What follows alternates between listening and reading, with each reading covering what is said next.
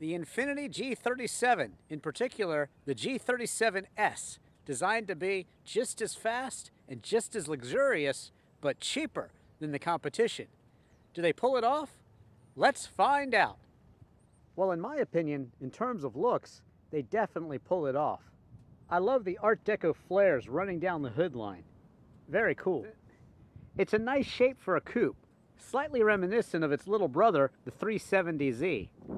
The wheels look great too, but I'd order mine in a blue, not this arrest me red. Inside, the classic Infiniti interior has great flow and a great look too. The power seats with adjustable large bolsters really hold you in when cornering. And they look great in leather too.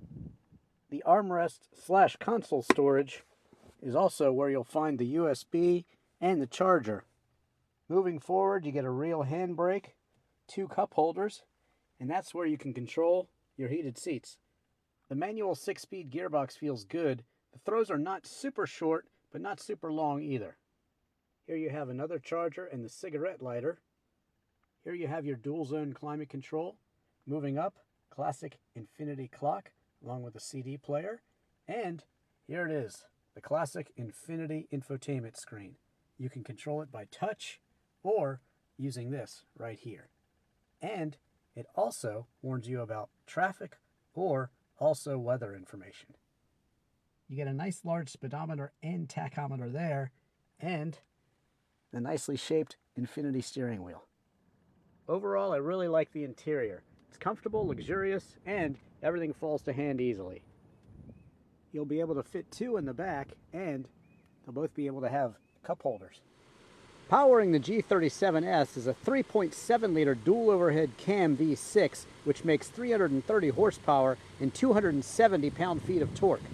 0 to 60 takes 5.4 seconds. My test car is equipped with a 6-speed manual, but a 7-speed automatic is also available. Top speed is limited to 155 miles an hour. Fuel economy is rated at 17 miles per gallon in the city and 26 miles per gallon on the highway. You can expect 20 miles per gallon overall.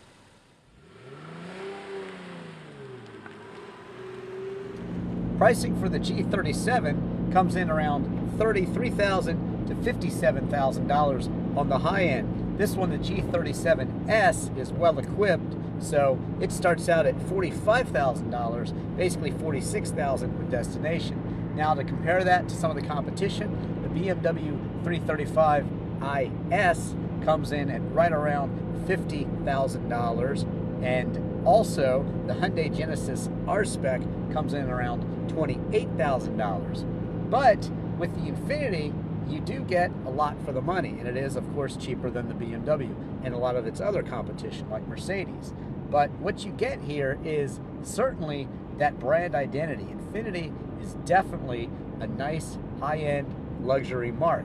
And I think they also bring enough of their own personality to stand out against the likes of Mercedes and BMW. And even though the Hyundai is in the same performance class, it does not bring the cachet of the Infiniti. So, that being said, the Infiniti G37, especially in the S form, you're shifting it yourself with this one, is really a great, fun car to drive. It's very luxuriously appointed, and in terms of technology, well, I think that's great too. You know, when you put in your USB and you're going through your folders, it's easy to find what you want to find. And that's not the case in every car manufacturers, like with BMW iDrives. It's certainly easier to find what you're looking for with Infiniti's system here. So I was talking about a car's personality, and to me the Infiniti brings a really nice Art Deco shape. I love the way the hood flows, especially behind the headlights. To me, it conjures up Art Deco cars of the past, and I personally love that.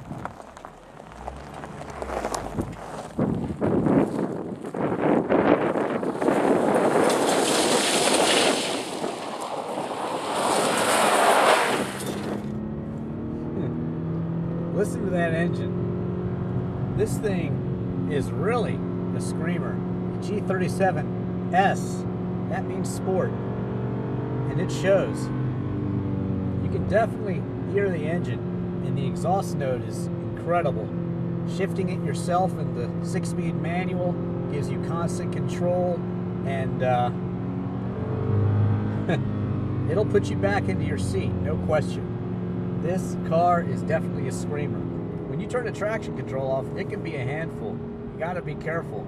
It's got a lot of power there, but it is fun to use that power, and it's also fun to just listen to that engine. It is definitely an excellent performer, and it does hold its own against the BMW and anything else in its class.